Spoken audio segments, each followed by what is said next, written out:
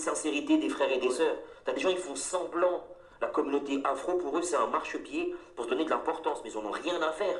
Ouais, ça c'est vrai. Il y en a, ils font semblant, mais quand t'es dans les coulisses, t'es dégoûté du nombre de frères et de sœurs qui font semblant. Eux, en fait, ce qu'ils veulent, c'est juste exister. C'est pas le bien-être des frères et des sœurs qui sont derrière, qui sont dans l'anonymat, pour les aider. C'est pas ça leur objectif. Leur objectif, c'est eux, leur poche. Blaf, bonjour, Africains, Africaines, Afrodescendants, Afrodescendantes, comment allez-vous? J'espère que les nuages ensoleillés, non, je dis n'importe quoi, bon, j'espère que vous allez bien, voilà, ce sera aussi simple.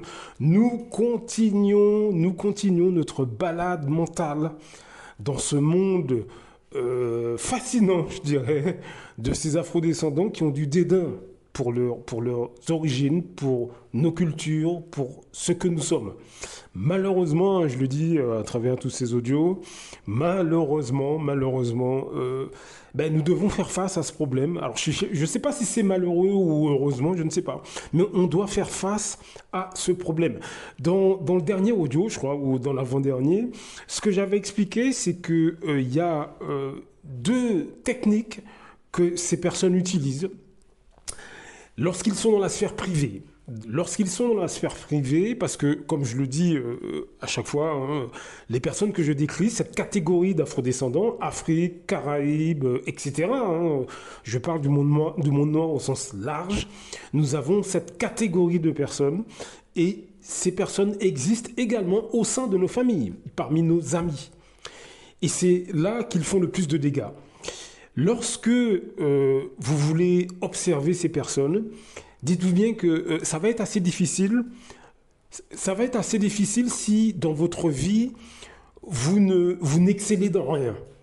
C'est-à-dire que, je vous explique, tant que vous êtes dans la moyenne, tant que vous n'excellez dans rien, tant que, vous avez votre petit boulot, alors c'est pas péjoratif, hein, je ne dis pas ça de manière péjorative, hein, mais tant que vous ne faites pas mieux qu'eux, tant qu'ils vous perçoivent comme quelqu'un à leur niveau, vous ne verrez jamais leur vrai visage. Vous ne verrez jamais. Mais je vais vous dire quelque chose. Ces personnes prennent un soin infini au quotidien à vous faire comprendre qu'il ne faut rien tenter, il ne faut rien essayer. Alors, ils se présentent comme des gens bienveillants, souvent, ce type d'afrodescendants. Ça peut être votre père, votre mère, votre cousin, votre cousine, votre frère, votre sœur, vos oncles, vos tantes. Ça peut être des amis que vous connaissez depuis 20, 30, 40 ans. Ils prennent un soin infini à ce que vous ne fassiez pas mieux qu'eux.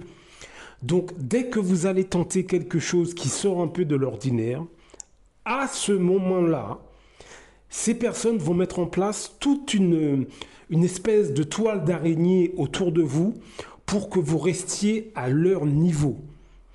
Si vous leur dites, par exemple, j'ai envie d'aller vivre à l'étranger, j'ai envie de monter une entreprise, j'ai envie de gagner beaucoup plus d'argent, j'ai envie d'investir, par exemple, en immobilier, dans la bourse, etc. J'ai envie d'écrire un livre, j'ai envie de devenir ingénieur, je veux devenir la plus grande entreprise de plomberie de ma région, je veux vraiment exceller dans tel sport, etc.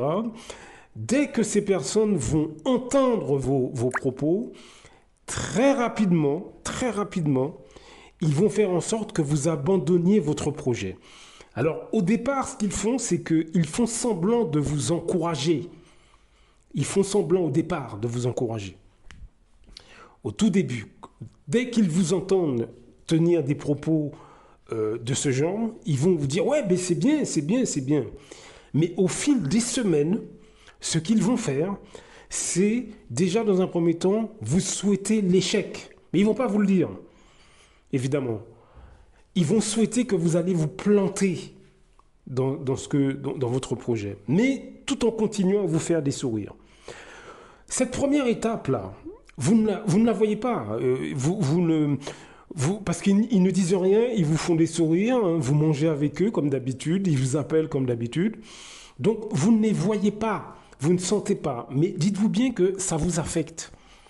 Parce que quand vous êtes entouré de personnes qui vous souhaitent le mal, je vous assure qu'au bout d'un moment, ça vous affecte. Même si les gens vous disent rien, mais leur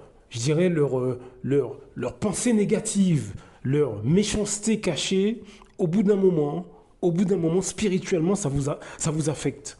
Vous n'imaginez pas, au sein du monde noir, le nombre de familles, de groupes d'amis qui se comportent comme ça vis-à-vis d'un des membres du groupe qui veut évoluer. Vous n'imaginez pas.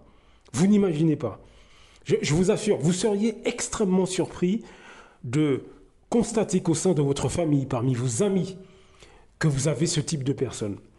Donc, ce qu'ils font, c'est qu'ils souhaitent l'échec à celui qui veut avancer. Peu importe que ce soit un frère, une soeur, un cousin, une cousine, etc. Nous avons ce type de personnes, cette catégorie de personnes au sein de nos familles, parmi nos amis. Des gens qui nous souhaitent l'échec.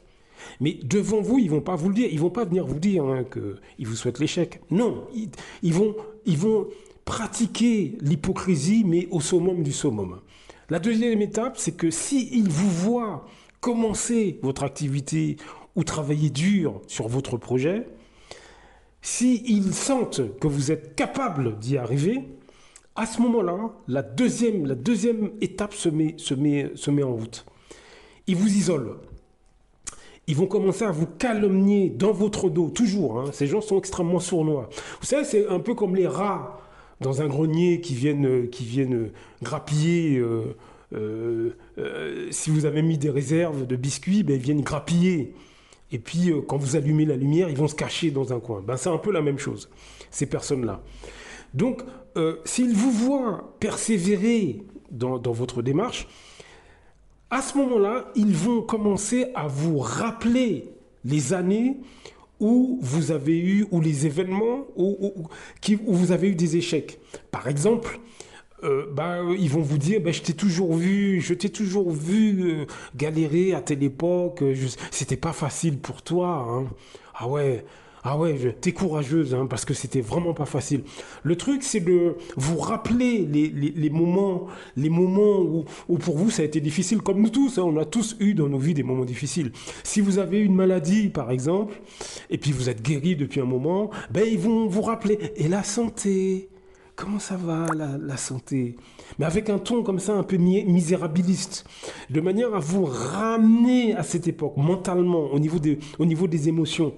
Hein, c'est ce que fait ce type d'afrodescendants, et c'est ce que font ces personnes.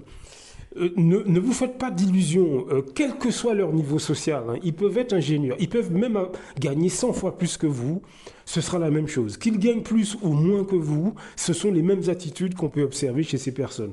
Ils peuvent avoir 50 baccalauréats, gagner 250 millions d'euros par mois. Lorsqu'ils sont devant un de leurs semblables qui veut progresser, pour eux, c'est déjà une agression. Hein. C'est déjà une agression. Hein. Donc, ne vous fiez pas au fait que la personne que vous avez en face de vous, elle gagne mieux, elle a sa maison, sa voiture. Ça ne veut rien dire. Hein. Elle peut même être dans la rue, ne rien avoir, qu'elle vous ferait et qu'elle serait aussi jalouse de vous. Hein. Donc, ne vous fiez pas. Le niveau social, ce que je veux dire, c'est que le niveau social ne change rien. Haut ou bas, c'est pareil. Donc, ces personnes qui sont tout autour de vous, vous ne vous en rendez pas compte. Ça peut être un membre de la famille, mais ça peut être aussi plusieurs membres de la famille. Ça peut être un membre parmi vos amis, mais ça peut être aussi tout un groupe. Mais vous ne vous en rendez pas compte. Ok ? Et donc, lorsque cette deuxième étape ne fonctionne pas, donc il y a la calomnie qui rentre en ligne de compte. Ces gens commencent à vous calomnier de plus en plus dans votre dos. Vous voyez, la troisième étape, c'est d'amplifier la deuxième étape. Donc, ils vous rappellent les moments les plus difficiles dans votre vie, ils vous calomnient dans votre dos, et la troisième étape, c'est de vous trouver des défauts, de vous inventer des défauts et d'exposer ces pseudo-défauts au reste du groupe de la famille, au reste du groupe d'amis, etc. Vous êtes arrogante, vous êtes prétentieuse,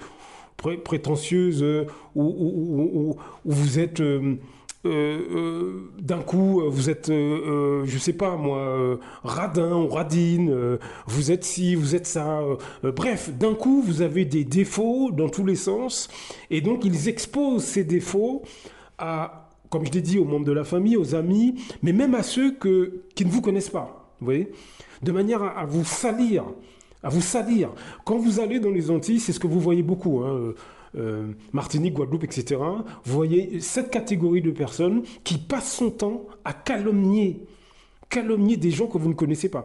J'étais dans les Antilles, en Martinique, il y a quelque temps. Vous imaginez qu'il y a un voisin je parle avec un voisin. Vous imaginez, vous, il y a une dame qui passe en voiture, il me dit, fais attention à cette dame-là, hein, fais attention, hein. Et le truc, c'est qu'il ne sait pas que je connais cette dame. Il ne sait pas. Donc je lui dis, mais pourquoi faire attention? Il me dit, oh là là, cette dame-là est pas bien. Ah ouais, non, attention, attention. C'est pas bien, elle est pas bien, faut pas lui parler. Bon, d'accord. 2 jours plus tard, je rencontre la dame en question. Écoutez bien, hein. La dame me dit, le monsieur avec qui tu parlais il y a 2 jours, fais attention à lui, hein. Ah ouais, fais attention à lui. Alors que je ne sais même pas pourquoi il faut faire attention à lui, hein. Donc vous voyez comment les gens se calomnient. Et c'est pas propre à la Martinique, Guadeloupe c'est pareil. Au sein du monde noir, en général, c'est ce que cette catégorie de personnes agit de la même manière. Donc voilà les quelques... Bon, là ce sont quelques étapes que ces gens utilisent pour vous éloigner de vos objectifs. Cette technique est très largement utilisée par cette catégorie d'afrodescendants. Encore une fois, c'est pas tout le monde noir qui est comme ça. Non, c'est une catégorie de personnes. Le souci, c'est que ces personnes causent d'énormes dégâts. Derrière tout ça, qu'est-ce qu'il y a? C'est de la haine anti-race noire. Ils ne supportent pas que leurs semblables puissent se lancer dans un projet et réussir. Ces gens agissent depuis des décennies. Depuis des décennies. Vous avez des gens à un certain niveau, au niveau international, vous avez des Noirs qui sont placés, soi-disant, comme des stars, qu'on applaudit, mais leur objectif, c'est de nous divertir. Est-ce que vous comprenez? Leur objectif, c'est de nous divertir, nous amuser, nous faire danser, organiser des talk-shows. On regarde des talk-shows alors que y a des choses beaucoup plus importantes. L'objectif, c'est de diriger notre attention sur des choses qui ne nous font pas avancer. Vous avez énormément d'afrodescendants à un niveau international qui sont utilisés pour ça. À chaque niveau social, si vous voulez, suivant si le noir en question il est médiatisé ou pas, les stratégies sont un peu différentes, mais le fond est le même. Est-ce que vous comprenez? Donc c'est pour ça que depuis plusieurs générations, l'un des problèmes que nous rencontrons pour avancer en tant que peuple, mais en tant que communauté, ce sont ces personnes. Ce sont ces personnes. Nous sommes concentrés sur les agresseurs de l'extérieur. À juste titre, comme je le dis dans beaucoup d'audios, à juste titre. Mais on oublie souvent, et c'est fait exprès, hein, de se concentrer sur les saboteurs de l'intérieur. De l'intérieur. Et au niveau de la famille, au niveau du groupe d'amis. Nous avons des gens, mais d'un racisme, d'une négrophobie, mais vous n'imaginez pas à quel point. Mais ils se cachent. Donc observez ces phénomènes au sein de votre propre famille, parmi vos amis. Il n'est pas question de se fâcher avec tout le monde, c'est pas ce que je suis en train de dire. Mais nous devons observer cette maladie mentale, parce que c'est une maladie mentale, des gens qui n'aiment pas leur race, qui n'aiment pas leur culture. En fait, c'est parce qu'ils ne s'aiment pas eux-mêmes, tout simplement. Blaf, à très bientôt. Beaucoup d'Africains se lèvent contre des autres Africains. C'est généralement à travers la corruption. L'Europe, l'Occident le sait. La meilleure façon de faire tomber un Africain qui se lève pour les intérêts des Africains, il faut aller corrompre ses amis ou ses compatriotes. C'est comme ça, c'est toujours à cause de l'argent. Celui qui a fait tomber son cara, il a fait pourquoi? C'est parce qu'il voulait être son cara à la place de son cara.